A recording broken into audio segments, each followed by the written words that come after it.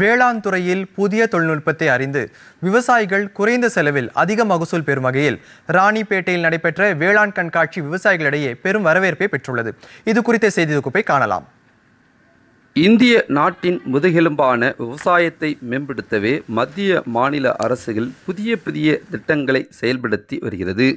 அதனை விவசாயிகள் இடத்தில் கொண்டு செல்லும் வகையில் ராணிப்பேட்டை மாவட்டம் ஆற்காடு அடுத்த புதுப்பாடி கிராமத்தில் வேளாண்மை மற்றும் வேளாண் தொழில்நுட்ப வேளாண்மை முகமை அட்மா திட்டத்தின் கீழ் உழவர் திருவிழா மற்றும் கண்காட்சி மாவட்ட ஆட்சியர் பிரியா ரவிச்சந்திரன் தலைமையில் நடைபெற்றது. அப்பொழுது பேசிய ஆட்சியர், அட்மா திட்டத்தின் மூலம் விவசாயிகளுக்கு விஞ்ஞானிகள் கண்டுபிடித்த தொழில்நுட்ப தகவல்களை நேரடியாக கொண்டு சேர்ப்பது இதன் நோக்கமாகும். இந்த திட்டத்தின் மூலமாக விவசாயிகளுக்கு மாநில மற்றும் மாவட்ட அளவில் பயிற்சிகள் வழங்கப்படுகின்றன. பயிற்சி மட்டுமல்லாமல் விஞ்ஞானிகள் கண்டுபிடிக்கும் புதிய தொழில்நுட்பங்கள் மற்றும் புதிய இயந்திரங்களை தங்கள் வயலில் எவ்வாறு பயன்படுத்த முடியும் என செயல் விளக்கமும் அளிக்கப்படுகிறது.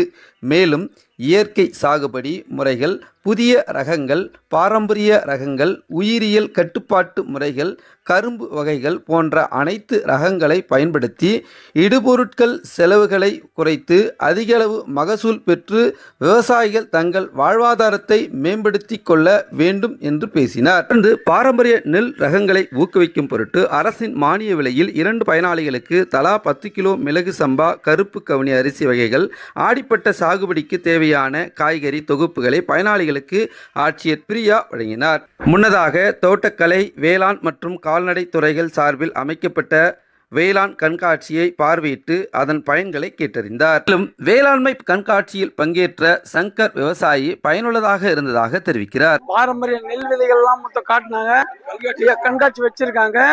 அதெல்லாம் எப்படி செய்யணும், என்ன இது, அதனுடைய பயனெல்லாம் எங்களுக்கு தெரிவிச்சாங்க.